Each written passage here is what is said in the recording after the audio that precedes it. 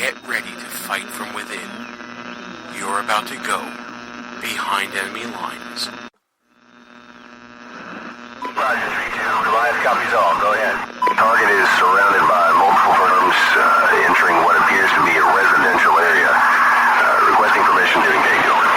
From the People's Republic of New York City, you're now going behind enemy lines with Gene Baradelli and Russ Gallo.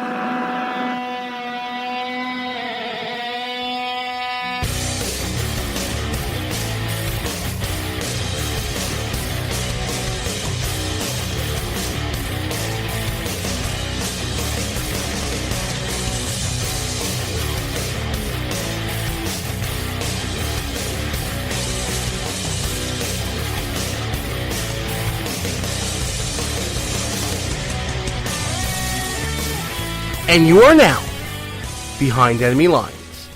Hey there, how you doing, America? Gene Baradelli here, wishing one and all a very happy new year. Hope you had a great holiday season coming down to a close here, the end of 2015.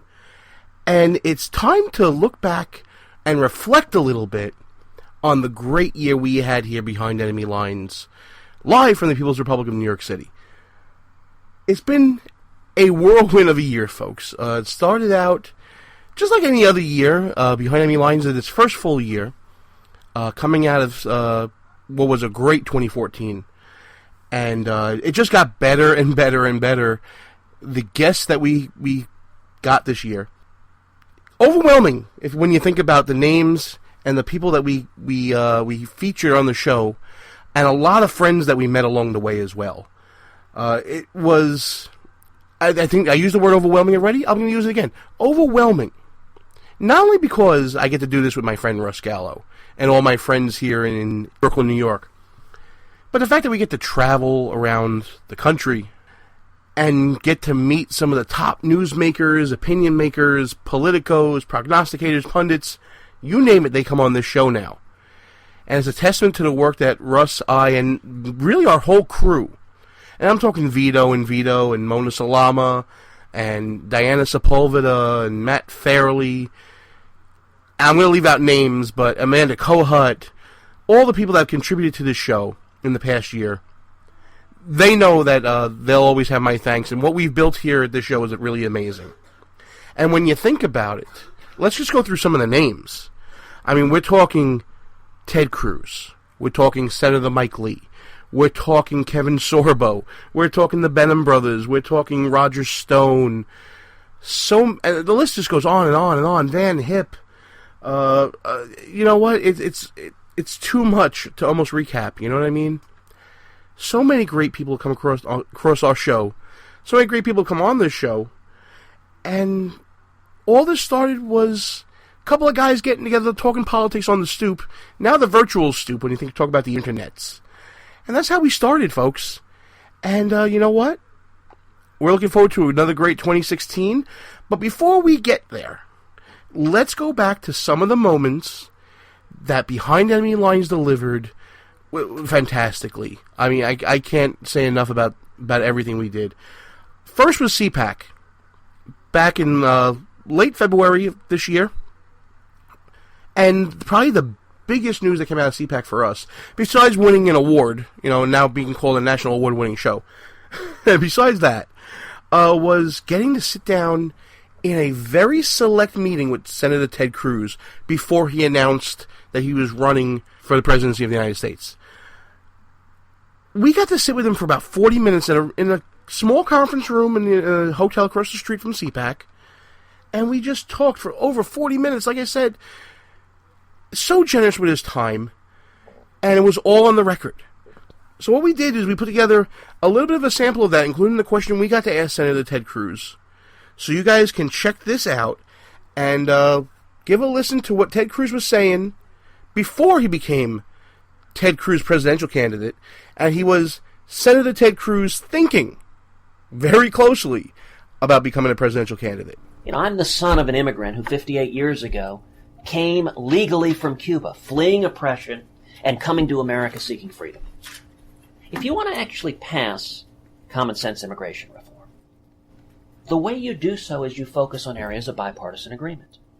If we crafted legislation that secured the border and that improved and streamlined legal immigration, we could craft legislation that would sail through Congress. That's why I'm optimistic in the long term. In the short term, however, I'm pessimistic. Because President Obama and the Senate Democrats have demonstrated that they have no interest whatsoever in solving this problem. That their object with immigration is to use it as a partisan cudgel.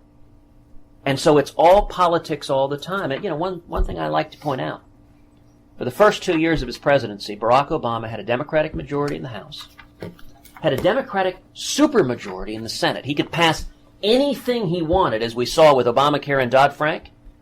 And President Obama and the Democrats did nothing on immigration.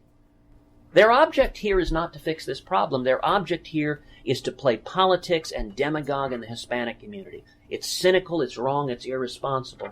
It also illustrates, I don't think we're going to see meaningful progress on immigration as long as President Obama's in the White House, but I think with a Republican president in the White House in 2017, we will be able to see real leadership to come together on areas of bipartisan agreement to actually fix this problem. And on that, if you were the Republican nominee, it's likely Hillary Clinton would be the Democratic nominee. What strength do you have to defeat her? Look, I think it is a great question. I agree with you that Hillary is likely to be the Democratic nominee. And I'll tell you, I'm optimistic about 2016. And let me tell you both what I think Hillary Clinton's greatest strength is and why I believe we're going to win in 2016. Hillary's greatest strength, I believe, is Bill Clinton. And I don't mean as a surrogate. I believe Hillary is going to embrace Bill. And she is going to use Bill to tell the story that she is somehow more moderate than Obama. Now, I don't think that's remotely true. I think Bill Clinton is genuinely more moderate than Obama. But I think Hillary is every bit as radical as Barack Obama.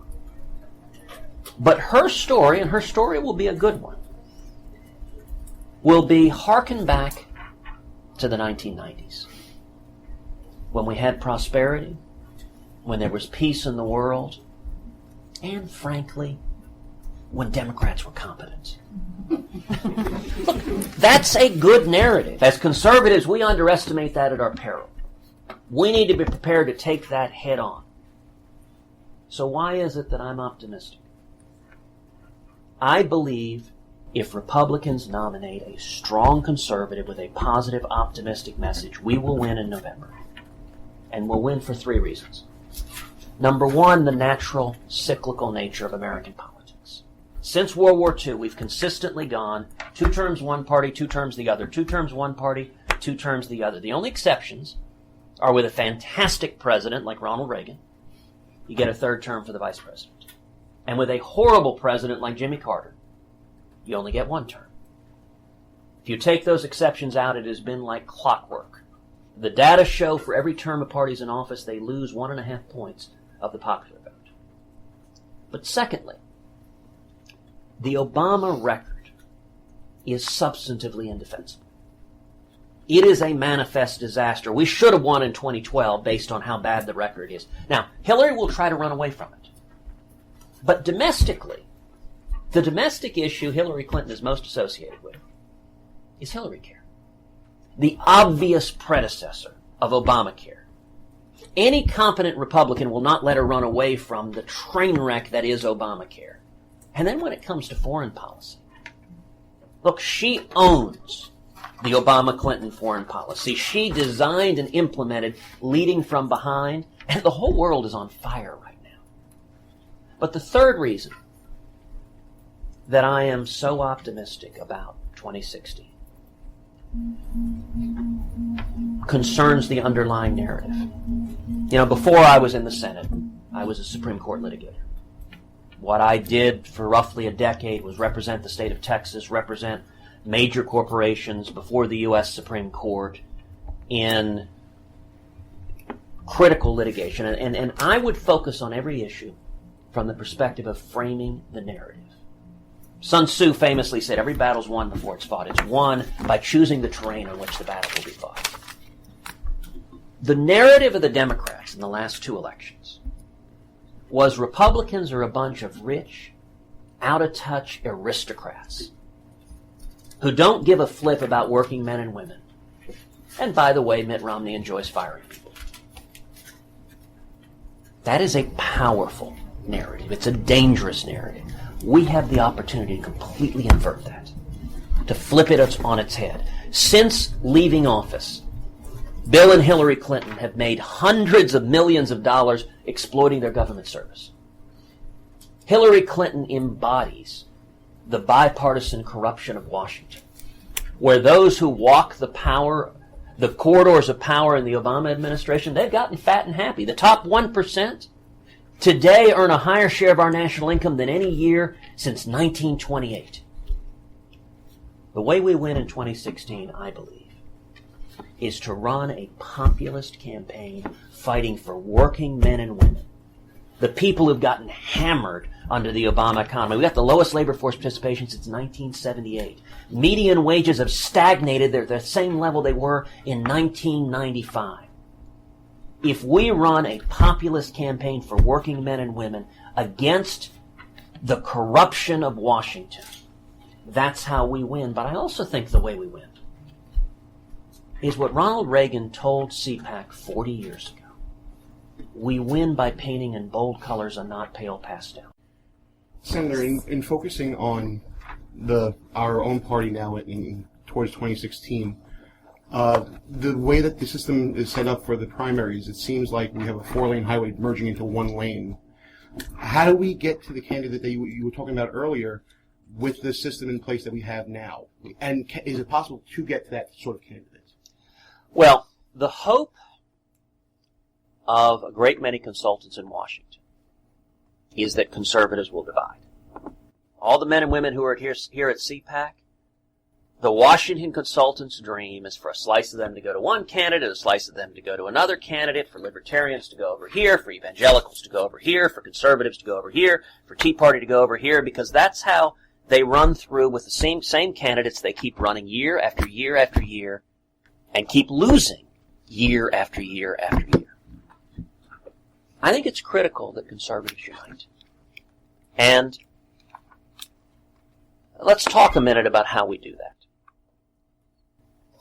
Every one of us here is well aware that politicians don't always tell the truth, to put it mildly. I know that's a shocking admission. I wish you told us to sit down. Yeah, you got me there. And so how do we, as primary voters, distinguish? In 2016, we're going to have a lot of candidates running. Now listen, there are some terrific people that are looking at this race. There are people who are inspirational. There are people who are wonderful speakers. There are people who I admire. Every single one of them is going to say they're the most conservative person to ever live. I promise you, you're not going to have a single candidate stand up on the stage at CPAC and say, I'm a squishy establishment moderate who stands for nothing. They're not going to say that. What about Jeb? You have to think about it. It's funny. I'll let his words speak for himself. So how do we distinguish? If everyone says the same thing, we've been burned before. We've supported candidates who sound great, get in office, and don't stand for the principles. What I would suggest to every Republican primary voters, what I'm going to suggest at CPAC this afternoon, is we say to every candidate, don't tell me, show me. You say you believe in these principles. Show me where you stood up and fought for them. Show me where you bled for them. Show me what you've accomplished. So if a candidate says they oppose Obamacare, great. Show me where you've stood up and fought to stop it. If a candidate says they oppose President Obama's illegal executive amnesty, wonderful. Show me where you stood up and fought to stop it. If a candidate says they support the First Amendment, freedom of speech, religious liberty, if a candidate says they support the Second Amendment, our right to keep and bear arms, show me where you stood up and fought to protect them. If a candidate says they oppose the debt ceiling and out-of-control debt that's bankrupting our kids and grandkids, show me where you stood up and fought to protect them. If a candidate says they support life and marriage, show me where you've stood up and fought to protect them. If a candidate says they stand for Israel, if a candidate says that they will stand against Iran acquiring nuclear weapons capability. Show me where you've stood up and fought to protect it. The scripture tells us, you shall know them by their fruits. And that's the test I hope every primary voter, every caucus goer applies to every one of us. And I would encourage you, ask of the candidates, including me, ask that question. Don't tell me. Show me if you say you oppose Common Core. Show me where you've stood consistently against Common Core. That's how we tell the difference between who's walking the walk and who's just talking at the talk. And you know what? Listening back to that, Senator Ted Cruz's message has not changed at all, has it? He is not running from being a conservative.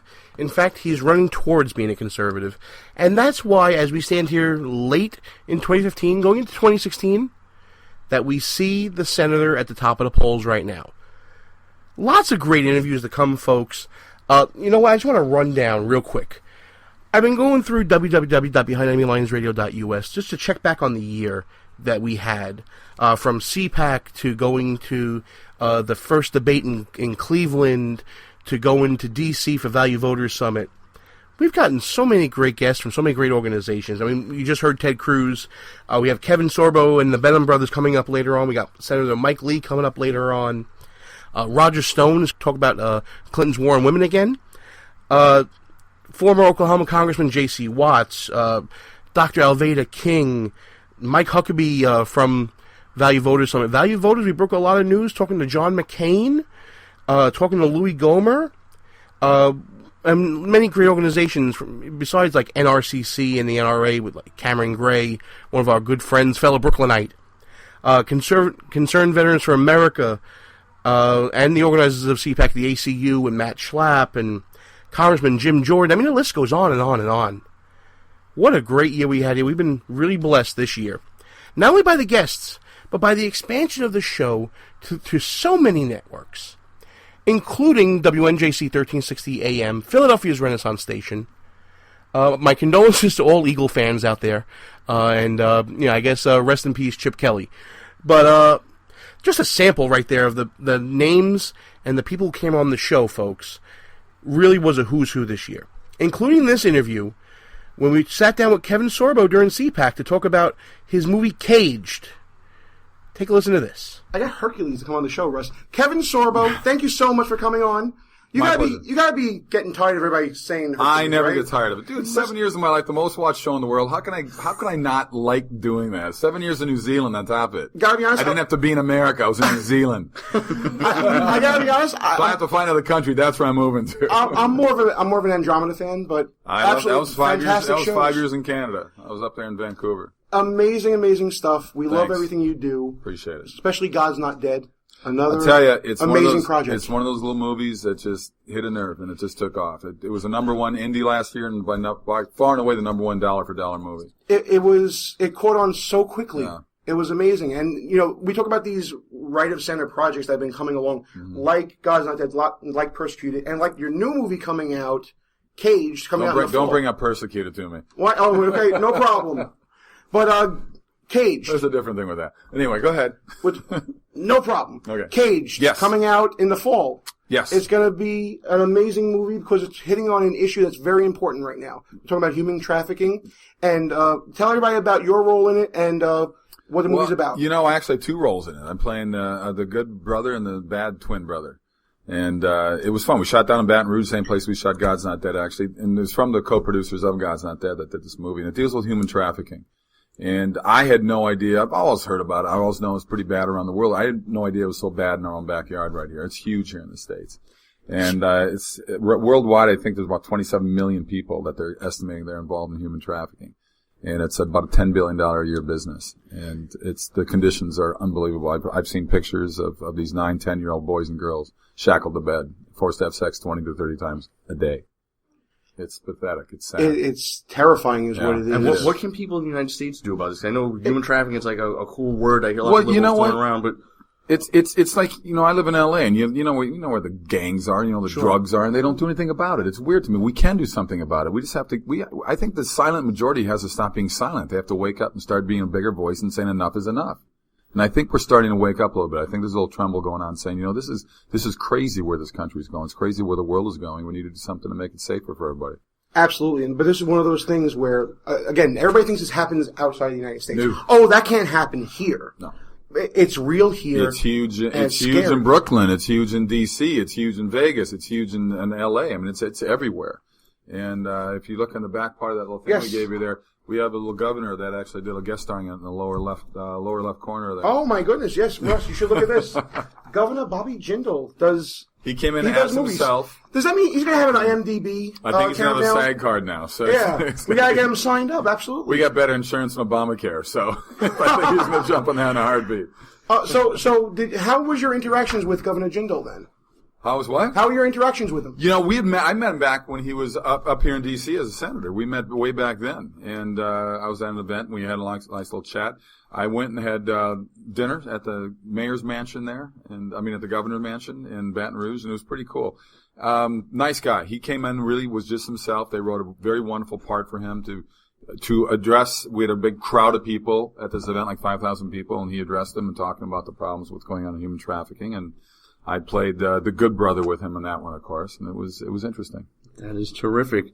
So, Kevin, if you can tell us, what is it like to be an actor with views that are right of center? I mean, are actors with views right of center forced to live in the shadows in Hollywood? I don't live in the shadows anymore. I'm pretty much outed, but it's you just get to points it gets ridiculous. Look, I got liberal friends, I've got conservative friends, I got libertarian friends. I'm not one of those guys that sit there and says you're wrong, I'm right, and stuff like that. I have my point of view. I accept other people's points of view. I'm a Christian. I've got atheist friends. I did God's Not Dead. We had wonderful debates about it, but we still parted as friends. It wasn't like I believe in freedom of speech. I don't believe in freedom of speech as long as you agree with what I say. So to me, it's like Hollywood's been great to me. I can't complain about it. I mean, I've worked my butt off. I'm a 13-year overnight success, and I'm glad that I've had the career that I've had, and I'm still working. So knock on wood. So you're here at CPAC. Did you get a chance to listen to any of the speeches? No, I just spoke at Young Life in El Paso last night. Oh wow! Okay. And that went till 11 o'clock, and then I had to get up at 3:30 to catch my El Paso flight to Dallas, and Dallas got delayed to get me here because it was snowing, and then I had to land in Baltimore. And so the drive from Baltimore was long to get here. A little bit of a change in temperature between here and there. Boom. As soon as I arrived here, I just ramped to the room and threw on a sport coat, and here I am. Well, it's great. Now, this is based on a book series, right? Is this going to be 3 movies? Well, it's based on, I can't say it's booked on a book series. No, we're doing 3 movies. You're doing 3 movies, though. It's going to be a trilogy. Yeah, we're doing a trilogy. We're going to shoot, we shot last fall in Baton Rouge. We're shooting the next one, I believe, in Baton Rouge as well. I heard rumors about Paris. And I said, we got to go to only the good areas of Paris. But, I lived there for 7 years. I mean, for almost a year. So it was interesting being there as well. But, yeah, it's going to be 3 different movies on it and just really getting the stories out there. And I think part of it's going to be shot in Greece where we ended the movie.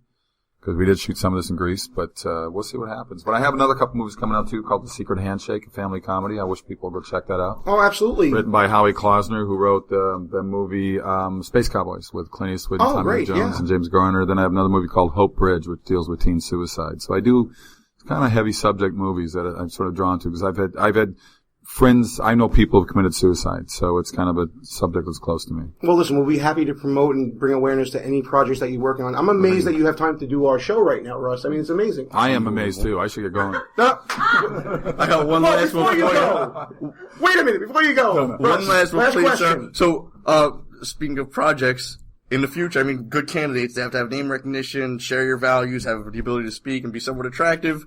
In your future, does politics? Oh my gosh, I would never be a politician. I mean, I think, it's funny when people say, I don't do politics. We're all affected by politics. You can't hide your head in the sand, people. So wake up and pay attention to what's going on in the world, because it's insane that it's not, because the world is getting scarier all the time. We got these radical Muslims. To me, it's just absolutely insane what these guys do, and let people just get them away with what they're getting away with. And by the way, of course, not every Muslim's bad. All right, I said the radical ones. I don't need more emails of people being idiots. We automatically play that. All billion of them are. I'm not saying that. And if you wish to email Kevin Sorbo, no, I'm just kidding. But yeah, it's just it is what it is right now. But it's a world that we got to wake up to and deal with it in reality. But I've been approached by a number of people asking me, saying if I would get into politics. I'm like, who would want that job? I got far too many skeletons in my closet. I don't want to put it out. So that's what keeps us out of politics as well. That's right. And I like my party life. To round this out and to, bring this back full circle, folks, 27 million people are enslaved worldwide. Yeah. 1.2 million of them are children. It is the world's fastest growing crime. Let's get the word out about Caged. Go to cagedmovie.com. Go to Cage No More. Hashtag Cage No More. Kevin Sorbo's Twitter is at KSorbs, KSORBS. I had to go Sorbs because somebody stole my name, Sorbo. And they stole Kevin Sorbo. And the Facebook is Kevin Sorbo official Facebook page. And I post a lot, people. Absolutely. So, I've checked it out. It's absolutely fantastic.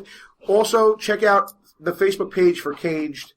I'm excited about this project. We're going to be talking a lot about it. Thank you, Kevin Sorbo, for coming on the show. I appreciate your time, guys. Well, we appreciate your time. Thank you. Listening back to that interview now brings back a flood of memories from when we had our suite at CPAC. And at that point, we had Kevin Sorbo, Van Hipp, who you've seen on Fox News and who's a very good friend of the show, who's promoting his book, The New Terrorism. Go pick it up. And then we had Jason and David Benham, the Benham brothers, walk in. In between interviews, we're taking photos, and I'm surrounded by probably the manliest men you'll ever meet in your life. I mean, Kevin Sorbo, Hercules. And then the Benham brothers, who used to play professional baseball. And needless to say, all the women in the room were fawning over what they were seeing in front of them. And it was just even now it brings a smile to my face thinking about that. Which leads perfectly into the interview we did right after this one that we just had with Kevin Sorbo, with Jason and David Benham. Now, a little background on this. I mentioned earlier that at CPAC, during one of the events there, that we actually won an award for Best in Show podcast for our shows that we did in 2014. Crossing our fingers for 2015, but don't think so this year. I don't even think we're going to be put up for anything. The growth of the show is kind of a reward of itself, and there's a lot of work that's put into all that award stuff and all that nonsense. You can read about it on our blog if you want at www.BehindEnemyLinesRadio.us. And you can read all about that in our highlights section. So, one of the reasons we won, in my opinion, was that Jason and David were actually tweeting on our behalf and in support of us. And you'll hear a little banter in the beginning of the interview talking about that. And again, just brings back some great memories. My two favorite guests on the show, I mean, Van Hipp is probably all-time number one. Benham's got to be 1A, because they're just such great guys. I love talking to them, and it really comes through in this interview. And it's a pleasure to bring on the show the two men who, when God made one, he had to make another one because they were just too cool. Jason and David, the Benham brothers. Guys, how you doing, man? Man, we are doing awesome. Almost as good as you're doing. No, well, yeah. If it wasn't for you guys tweeting out about this Blog Bash Award, we wouldn't have gotten it. Hey, you did a great job. Just so you know, we won by 2 votes, and we think it came from you guys. Yeah, so, I know about that. I think it was a landslide. You guys did great. Congrats, by the way. Thanks so much. You guys do great work. Thank you so much. That was all Russell Gallo's doing. I had nothing to do with it. So listen, last time we spoke at Value Voters, you were talking about the book that was coming out, and now it's here, right? We're launching it. The book is here. We've launched it. It's titled Whatever the Cost. And a very short, simple message. We say, listen, as Christians, we have to live out our faith whatever the cost. And as Americans, we have to be willing to defend our freedoms whatever the cost. Absolutely. It's not just a political message. It's a life message. You know, you have to be able to live your life. And if you can live it by taking those risks and going forward, and while, understanding risk, I'm a lawyer, you have to understand risk, right? Yeah. But if you have to live your life kind of out loud, right? That's Absolutely. The way it is. You know, it's funny you said that. That was the title of our book before we changed it to Whatever the Cost. It was Living Out Loud. And the book basically is our story. And we started writing the book 2 years before HG ever found us. And it was all about dying to your dream. Because we were in professional baseball, we had to die to our dream of playing in the major leagues. We didn't make it. I got out voluntarily. He got out because he couldn't hit a curveball. Don't believe that. Exactly right. Whoa. And nobody laugh at that. And then, of course, HG found us. We pivoted the book to add in the reality component. No sooner did they fire us, we added the facing you fear component, which we believe that Americans and Christians both can live powerfully. But on the one hand, you're going to have to face your fear, period. And on the other hand, you're going to have to die to your dream, which means you let go of the results and you give it to God. You move toward that goal as best you can, but you let God handle the results. And you do that, you're going to live some powerful life. You're going to have a powerful life. hearing you talk about professional sports, I wanted to get your take on Tim Tebow and all the trials and tribulations that man went through for wearing his faith on his sleeve, and it seemed like it was unfair. It's the only sports jersey Russell Gallows ever bought. Literally, I'm not really? a sports fan. I think that, professional athletes should pay and come and watch me work. I shouldn't have to pay to watch them work. Boom. But Tim Tebow, I fell in love with the guy. I thought he was great, Oh, every one of us fell in love with him, and not just because he was a vocal Christian, but because of the way he played on the field, and he pointed back to his faith. He said, listen, my faith compels me to play this game with everything that I have. If I'm going to hit that linebacker, I'm going to hit him with everything I got. And you know what? That's deep in the heart of every man. That's probably why 90% of American men had a man crush on him. I know Jason did. Well, here's the thing, Tebow. Just so you guys know, you guys are Gene's man crush. But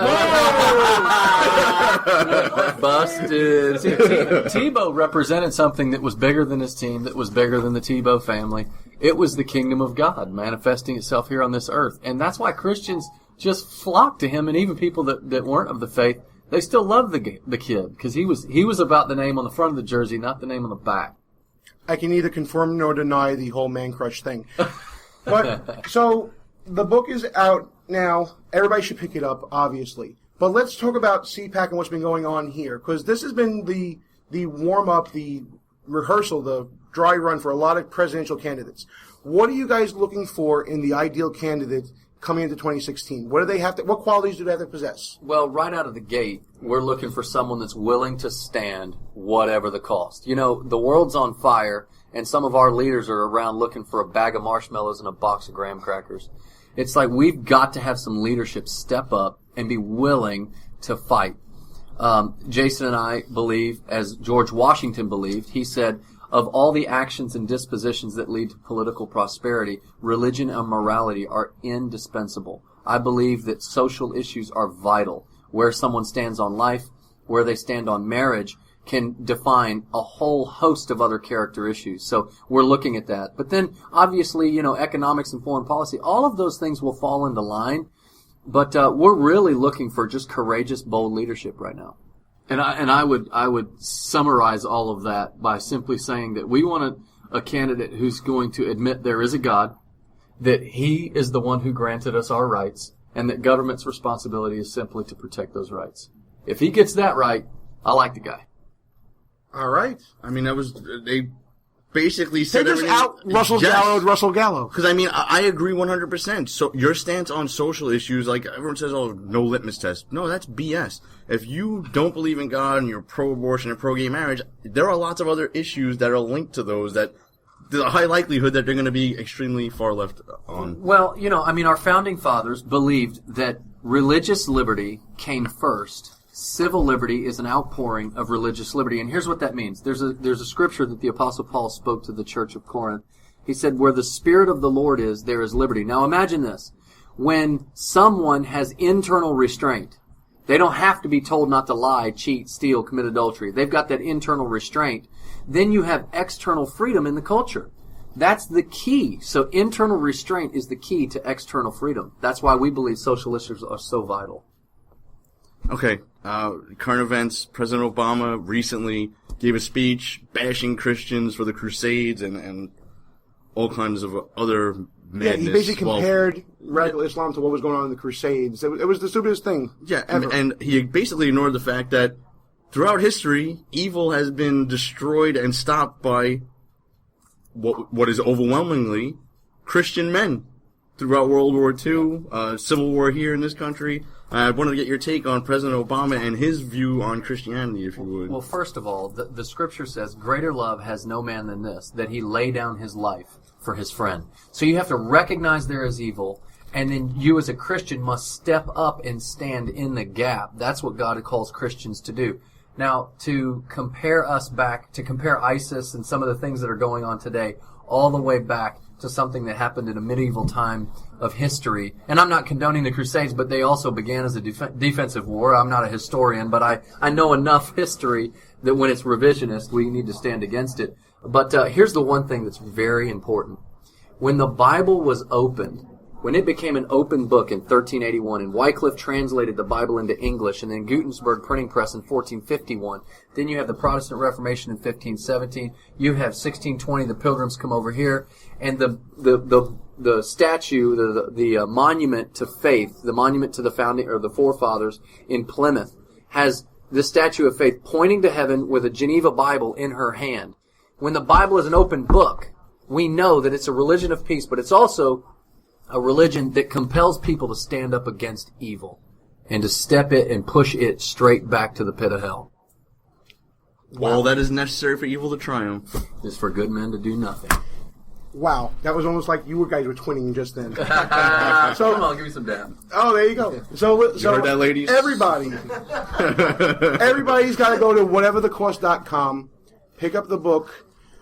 Guys, I know you're talking about Chose to Die Your Dream. It looks like it all was meant to be to get to this point, not just for the show, but to get to this point, because I think you got a really strong message out there. And everything you do, we want to be a part of, man.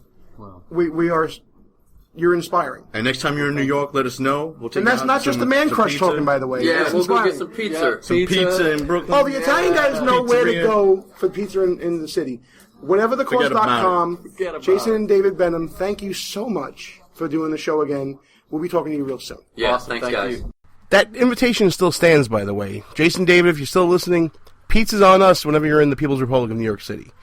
We're going to take a quick break right now, but when we come back, we'll be bringing you the interviews we did with Senator Mike Lee, and a little more talk about some of the travel we did. Gene Baradelli, Behind Enemy Lines, will be back right after these brief words. I'm Vito. And I'm Vito. And we're from WNJC's The Vito and Vito Show. Every Friday at 1 p.m., you can hear Vito and Vito bring you the perspectives of two college-age millennial conservatives who are committed to defending the principles of free markets, liberty, freedom, and individualism from Brooklyn, New York. Follow us on Twitter, Facebook, and Instagram at Vito and Vito Show, and check out our blog posts and articles at vitoandvito.com. Vito and Vito Show every Friday, 1 p.m. on WNJC 1360 AM, Philadelphia's Renaissance Station. In Brooklyn, it's nothing but the truth.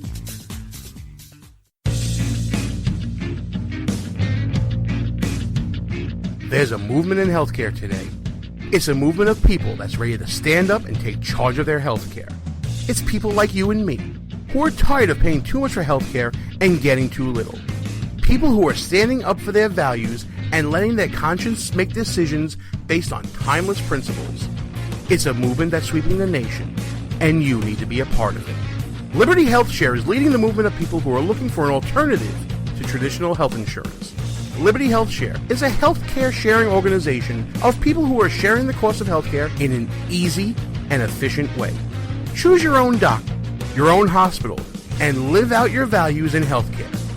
Join the movement. Together, we're changing healthcare for good. Go to www.joinlhs.com or call 800-722-8041.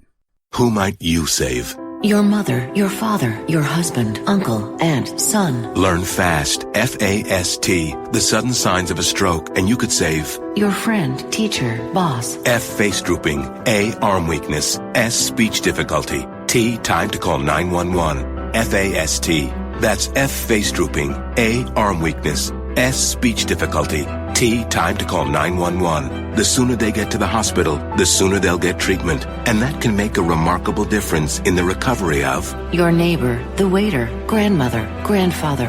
So learn FAST, the sudden signs of a stroke, then pass it on, because you never know who might save you. Your wife, your colleague. Spot a stroke fast. Visit strokeassociation.org, brought to you by the American Stroke Association and the Ad Council. Behind Enemy Lines. Back on the air. Gene Baradelli, back Behind Enemy Lines. And before we get to the next interview, I want to thank everybody for listening.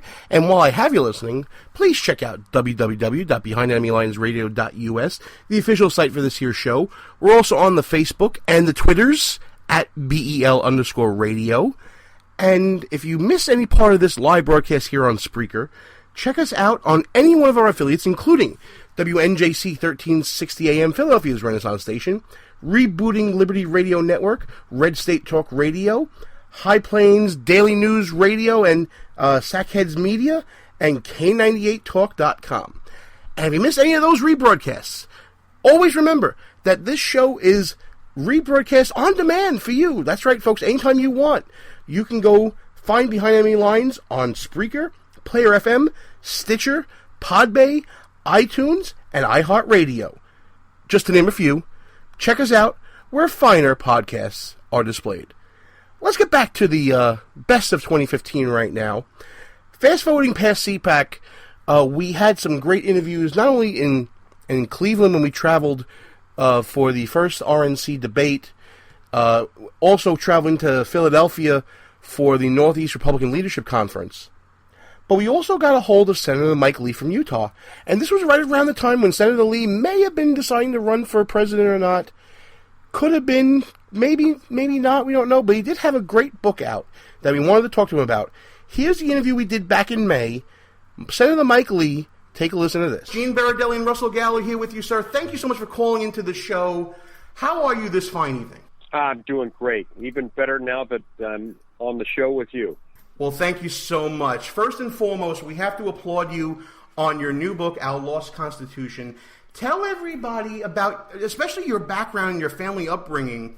You basically grew up in the Supreme Court, which had to be absolutely amazing. Yeah, my dad was the Solicitor General under President Reagan. The Solicitor General is the nation's chief Supreme Court advocate, the leading lawyer before the U.S. Supreme Court for the U.S. government, and he served in that position during the first 4 years of the Reagan administration. So I started going to the Supreme Court with him when I was about 11 years old to watch him argue before the court. And little by little, I started to enjoy it. I started to understand a little bit more of what was going on there. So I grew up with a deep love of the Constitution. It's one of the reasons why I wrote this book. Well, it's a great book. I've been thumbing through a copy of it that I received recently. One of the things I like about it the most is that you use some very imaginative literary devices to fill in and bring to life some of history's great moments, like Alexander Hamilton at Columbia University. Yes. So I tell the story of young Alexander Hamilton, both as a child and then later when he was at college. And then I also tell the story of how he showed up to the Constitutional Convention in Philadelphia in 1787. And he actually proposed a monarchy. He proposed that we have a king here in the United States.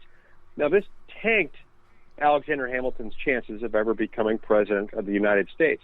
But it's a significant story and one that needed to be told because it tells us a lot about what most concerned the founding generation. They were concerned about the excessive accumulation of power by the few. And they resoundingly and appropriately rejected Hamilton's proposal for a monarchy. So I tell this story in order to explain why the founding fathers were so concerned about making sure that the powers of government were contained and were constrained, and why they would be so upset today to see that most of our laws are now made by men and women who are not of our own choosing. Bureaucrats who aren't subject to an election and, like a monarch, are able to put laws on the people without any real accountability from the people. Senator Lee, speaking of unelected, do you think the founders would have ever envisioned a system where 9 unelected justices can overturn the will of the representative branches of government? Well, I think that they could have perhaps imagined a counter-majoritarian force that could invalidate something that was inconsistent with the Constitution. What I don't think they would have approved of is a system whereby members of the Supreme Court would do that without justification under the text of the Constitution. In other words, where they would be inventing something in the Constitution, just reading it into the Constitution out of thin air in order to meet their own sort of political ambitions without any justification in the text. That's a great answer, and I think we're talking about in the context of the case that's before the Supreme Court now involving same-sex marriage. I know that everybody's looking at this as kind of a flashpoint issue, but when you look at it, why isn't this more of a states' rights issue or an issue of federalism? Well, I believe it is. I believe it should be, because there's nothing in the Constitution that I see that tells the people of any state that they don't have the power to define marriage as marriage has been defined by civilizations throughout the millennia. There's nothing in the Constitution that undoes that understanding. Therefore, this should be decided at the state level. If some states want to change their definition of marriage and depart from that tradition that has been around for millennia, I suppose they've got the right to do that. But I don't think that 9 lawyers wearing black robes in the Supreme Court of the United States have the right to make that decision for the people under the guise that the Constitution somehow requires it, because, of course, the Constitution doesn't require it. Now, you talk about the subversion of the Constitution in your book, and you give many fine examples within it. One of the things I wanted to talk to you about, especially in the context of current events, is the idea that political correctness, the concept of political correctness itself, is subverting the rule of law and subverting the Constitution. I wanted to get your thoughts on that. Yeah, so anytime we allow our culture to be infused with certain notions that are absolutist, and those are used so as to take debatable matters beyond debate, especially insofar as they can be used as a cudgel by the courts to take matters that should be decided by the political branches of government and force them through in a type of legislative decision-making process through the courts. That's bad. And that's something our founding fathers couldn't have approved of. And that's the kind of thing that I discuss in our Lost Constitution to explain how we've got to restore the language of the Constitution and the stories behind the Constitution into our political framework, into our national political dialogue, so that we can keep those decisions that are political within the political branches. Certainly, the Constitution requires the Senate to advise and consent for executive appointments. And speaking of those, Loretta Lynch, you voted no, and curious as to why, if you could fill us in on that. Yeah, and by the way, we definitely applaud that Yes. no vote. Congratulations on standing up for that. Well, you know, I couldn't vote for her, notwithstanding the fact that I hoped and expected to like her. And I did find her to be a delightful person. I find her to be someone who is very talented and has a really impressive resume as a lawyer. But, you know, when I interviewed her as a member of the Senate Judiciary Committee, I was trying to get a feel for how she views any limitations that might exist on prosecutorial discretion. I wanted to make sure that she wasn't someone who was going to enable the president to rewrite any law under the guise of prosecutorial discretion.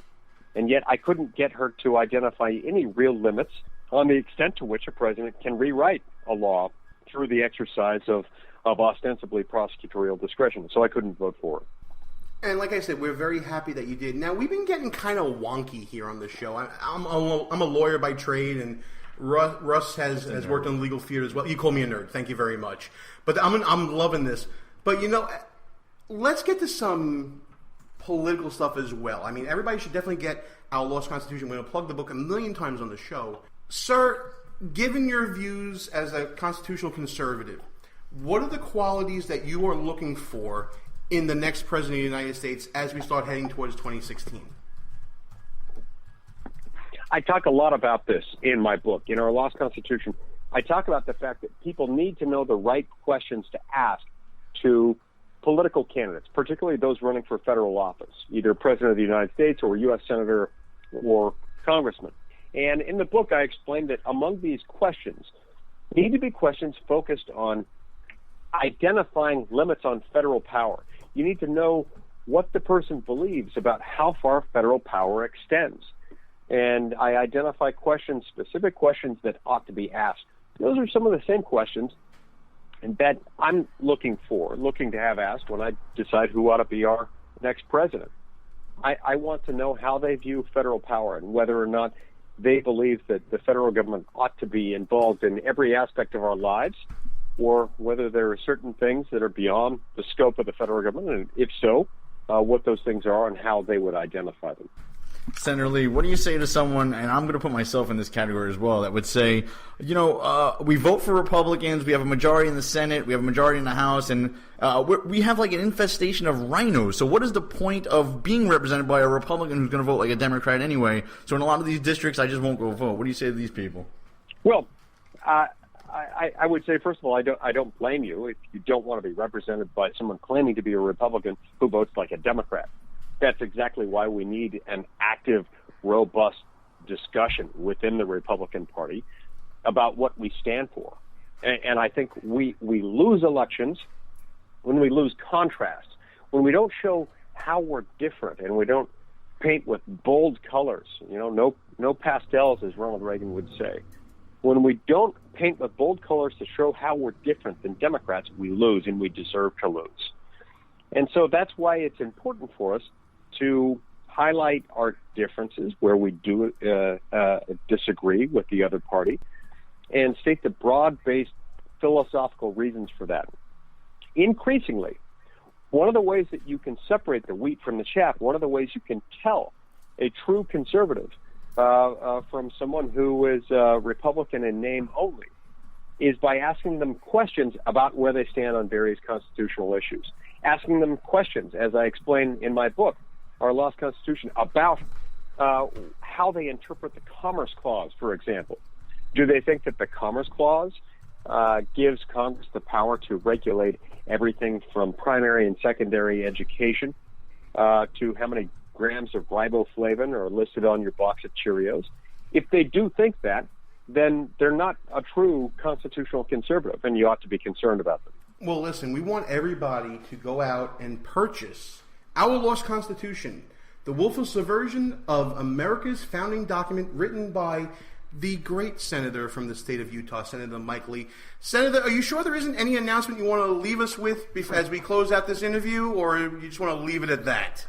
Well, yeah, so I'll make a couple of announcements. First of all, you'll love this book if you buy it. Go to Amazon.com or Barnes & Noble. You can buy it. It'll cure baldness. It will, enlighten you. It will help you win political conversations with your friends. As to any announcement, I will say this. Well, first of all, about the book. That the book is a lot like 50 Shades of Grey, except that it has more Constitution scenes in it. But I will also say this. As to 2016, I will be on the ballot in 2016. It's just that it'll be in only one state. I'm running for re-election in Utah. Well, that is fantastic news for the people of Utah. It's the country's loss, I think. Senator Mike Lee, thank you so much. Buy the book. It's available on Amazon.com right now and in finer bookstores. I can't even talk right now. Finer bookstores nationwide. I hope in the People's Republic of New York City as well. Senator Lee, thank you so much for coming on, and we look forward to talking to you again real soon. That was another great... you know what? Yes, great interview. We're running low on time, so I should really stop talking and get my final thought out of the way now. No, let's not do that. Let's get to the Reverend Al. The last time ever in the year 2015 you'll be able to hear this Reverend Al Sharpton break here on Behind Enemy Lines. We'll be back right after this. The show will be right back. But first, a word from Al Sharpton. Good evening, Rev. Thanks Good evening, to Rev. you, Ed. Is this Groundhog Day 2? We are watching that was Attorney General Eric Holder, ABDs, about some Republicans at home are already beating the drums of war. Today, the Pentagon refuted that claim. And he said the American people do not want him to, quote, dwiddling, they do not want him dwiddling his thumbs. You can get a gig as a contortionist. Intravenous fluids and pills coated with gelatin. We don't leave our women or men in uniform behind. It's a monument to the hubris of Dick Cheney, Representative Raul Labrador. Years of abuse. I personally apologize to Mr. Peebles. Just ask to soon-to-be former Congressman. Democrats are outright jitty. CIA's counterterrorism center. Veteran Affairs Secretary Shinseki. Why do I always mess up his name? Shinseki. I love my critics. I have fun with that. Politics Nation with the Reverend Al Sharpton starts right now. Good evening, Rev. Good evening, Dr. Dyson. But wait, there's more. And we will much about that be committed. So there's no real conflict. Michael Druniak, including Lincoln himself, Daniel Day-Lewis. Behind Monica Lewinsky, the one and only Trey Songz is here. But Allison Lundergan Grimes, Gina De Jesus, when Gina De Jesus, Tea Party challenger Matt Bivens. People don't want to have their Social Security overall. The Republican savior, Mark Rubio's big night. In evolution and Galileo, I mean this whole thing of Galileo, America's changed. Unless IT and Skillets, President Putin doing something similar back in, it won't change this fundamental fact about the GOP. Just how absurd these attacks is. Nearly 6 months after the dangerous traffic jam, the Thai military says, my friend for many years, Ilyana Van Zandt. There's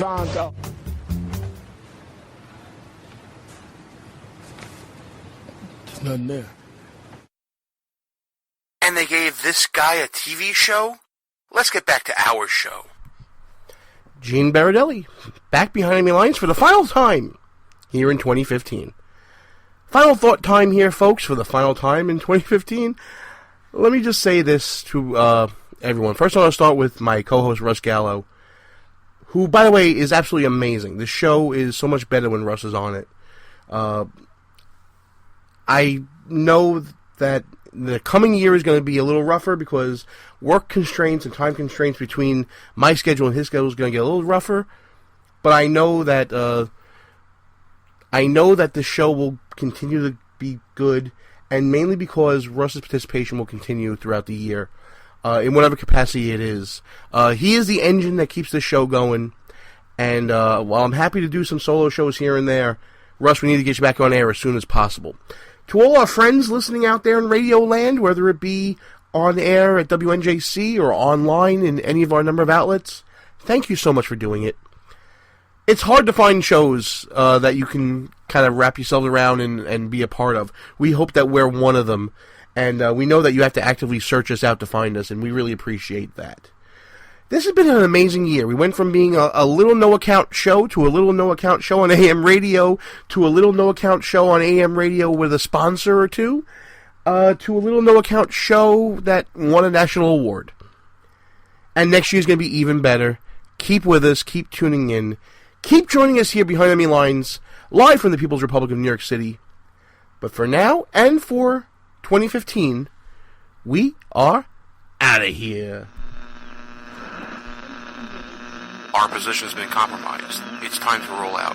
Report for debriefing at www.behindenemylinesradio.us and look for regular communications via Facebook and Twitter at BEL_radio. You are the resistance. Behind Enemy Lines. Part of the Conservative Commandos Radio Network. A rock radio production. Copyright 2015. Back in 7 days. Out.